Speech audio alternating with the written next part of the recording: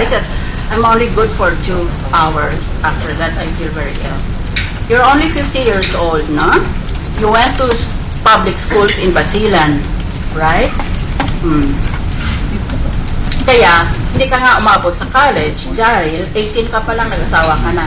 Tama ba yun? Opo. At tama ba na nagtira kayong mag-asawa sa Fort Bonifacio kung saan may cafeteria ka o kung ano man kaya yung negosyo mo doon?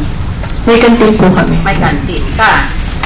Ngayon, ang problema, maliwanag nag-umpisa ka sa mahirap. Oh, gusto mo ba sabihin na pamilya mayaman na kayo, Antimano? Ito. So that's a recognition of your achievement in life, that you lifted yourself up, bunga sa kahirapan, naangat mong sarili mo, pati yung ibang mga kamag-anak mo, ano? If we are to give credit to where credit is due, I have to credit you for that. That's admirable. Kaya lang, question natin ay, baka hindi tuwid na daan ang dinaanan natin. Tingnan lang natin. Ngayon, ito namang si Jaime, hindi pala totoo. Nakasama niya sa kulungan si Hunasan. Hindi po nakulong asawa ko. Pero 4 ang anak mo. Ang isa, presidente ng isang party list. Ang isa naman ay sinasabing nakatira sa Amerika ng kanyang unit sa Ritz-Carlton Hotel in Los Angeles is worth $2 million. Tama ba yun?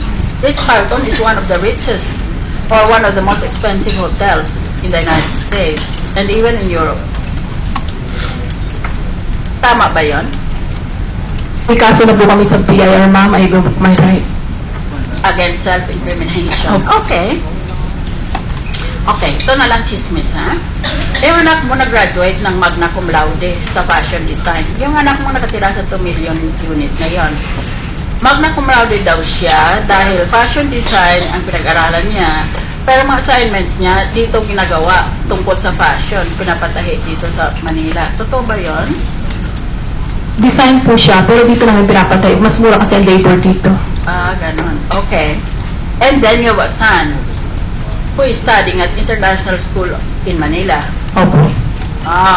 From Basilan High School to International School in Manila, no? A great quantum leap in your fortunes. Ngayon,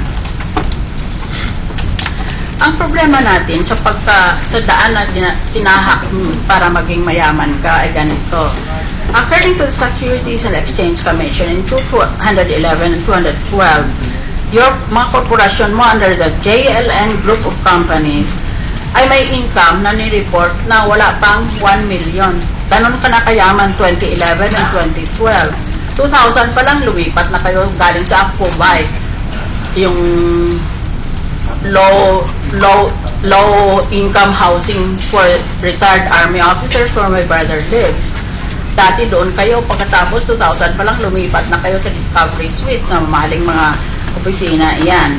Pero, ng 2011 and 2012, ang inyong reported income doon sa mga korporasyon mo was less than 1 million pesos. Totoo ba yun? I invoke my right po. May kaso na kami sa BIR, ma'am. Sorry po. I don't care if may kaso kayo sa BIR. It has no bearing on our cases here.